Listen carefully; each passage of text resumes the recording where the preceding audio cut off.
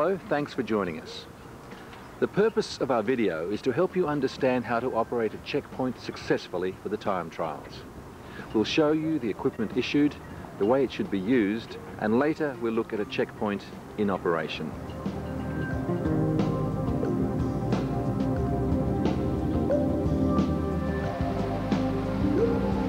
The first item of equipment is the digital clock. Handle it gently. It's in a case to prevent buttons from being pressed by accident. The clock is already set to the official time, so there's no need to remove it from its case. The next item is the tape recorder. There are several different models of tape recorder in use. The one feature common to all is that they each have a record button which must be fully depressed. If the recorder is in an exposed position, please cover it with the folded equipment bag after it's been started. Place the recorder centrally so that the people are within 1.5 to 2 meters of the machine. All radios on the check boat should be turned down and the recorder placed well away from any loudspeaker. The tape is ready to go, and the recorder should be started 1 minute before the first competitor is due to arrive. This time is written either on the top of the checkpoint sheet or on a tag attached to the sheet. The tape lasts for 45 minutes per side, and it will not be necessary to turn the tape over unless there is an instruction to do so written on the checkpoint sheet. Leave the recorder running for the whole of the checkpoint. Do not use the pause button at all or stop the tape until the last competitor has passed your checkpoint. Do not rewind the tape. The final item of equipment is the checkpoint sheet. Each checkpoint sheet is individual and lists the competitors at the theoretical time of arrival at your mark. The left column shows the boat's competition number. The second gives the boat name. The third is for recording the actual time of arrival. The hour and minute have been pre-printed. The second of arrival is to be recorded here and the minute changed if the competitor arrives on the wrong minute.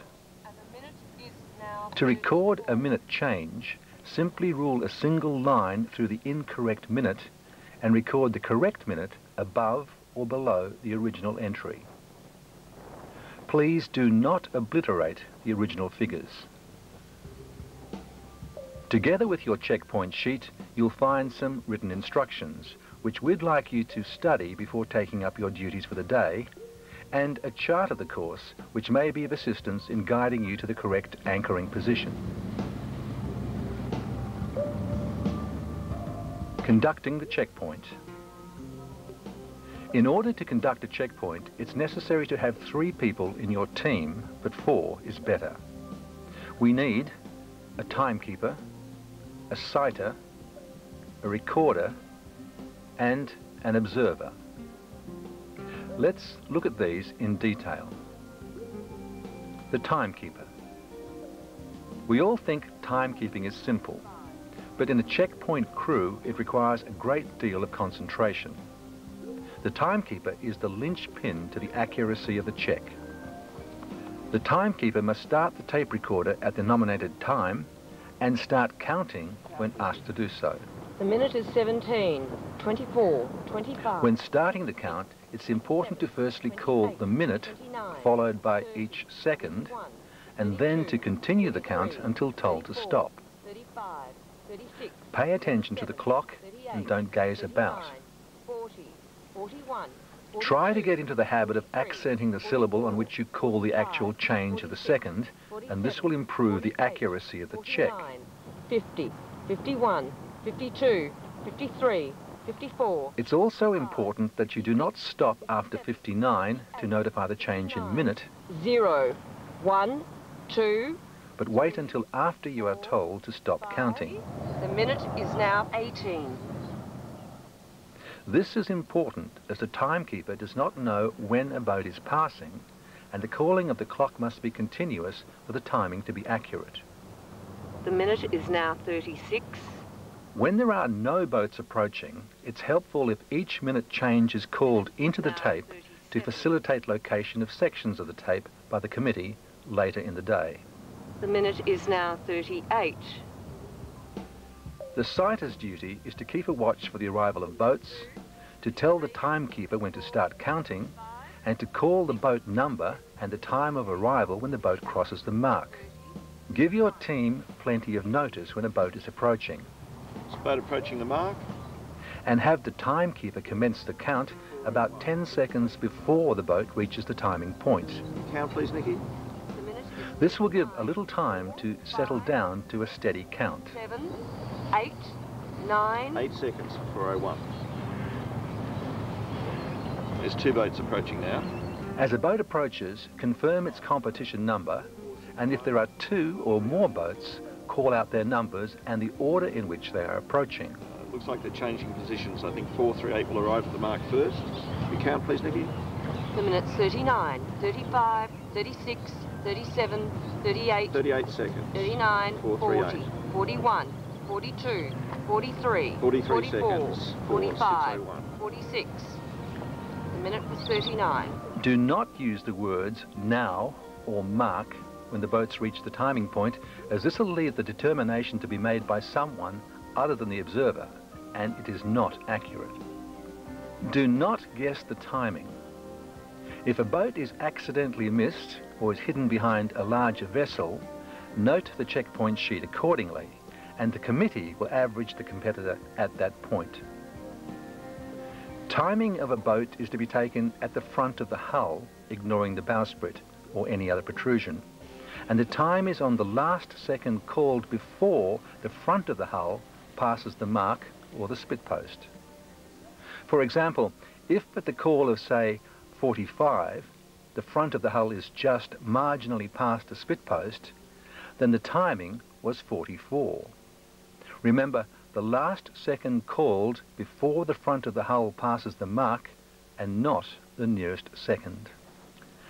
Don't get flustered if 2 or more boats are approaching, but do give a running commentary if they're very close together. 401, 484, gaining rapidly. The tape recording will then give the committee a better chance of determining the time of each competitor if some of the detail is missed at the checkpoint. 25, 26, seconds for 401. 27, 28, 484 29, skewered behind. 30. The sighter must also watch for changes of speed or direction which warrant a penalty. This will be covered later. The scribe records the time of arrival of each competitor as called by the sighter, and he can also assist the sighter by advising the number of the next boat due to arrive. Record all information carefully. 426. 426 isn't on the list. Not on the list? No. And if a competitor who is not listed on the check sheet arrives, record the competition number and precise timing in hour, minute, second format on a blank section of the sheet. Unlisted competitors could result from a late entry for the event. You may also encounter a competitor whose time of arrival is vastly different from the ETA on a checkpoint sheet. This may be as a result of revised start time being allocated, or of course it could be due to an incorrect clock setting or other timing error by the competitor. Any change of speed within 50 metres of approaching a mark is subject to penalty unless the change of speed is made for safety reasons.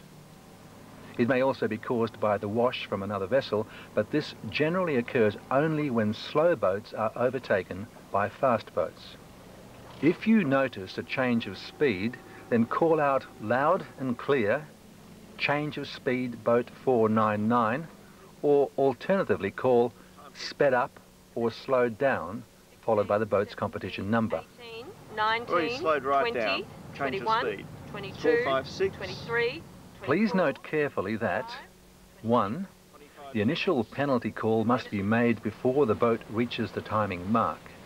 It's of no use to hold a later discussion in order to determine whether a penalty should be recorded.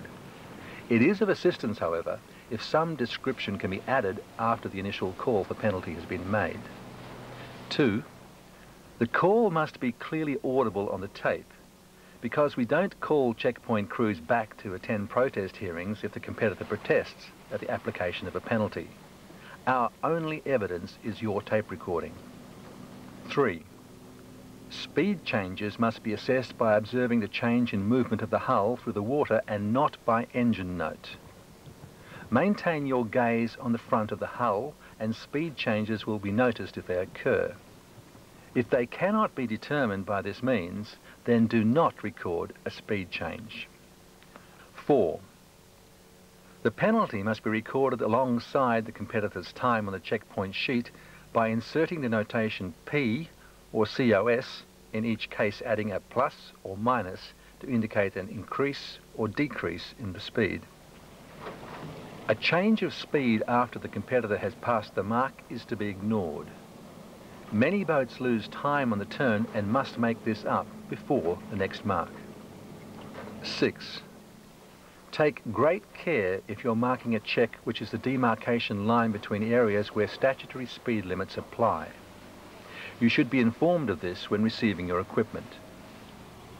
Changes of speed which occur outside the 50-metre zone are also subject to penalty where the speed change is blatant. These changes in speed should also be called and recorded in the same manner as for ordinary changes of speed. We will not try to define the meaning of blatant, but suffice to say, when you see a blatant change of speed, you will recognise it. Changes of course within the 50-metre zone which are designed to lose time for a competitor are also subject to penalty and again must be called and recorded in the same manner as for speed changes.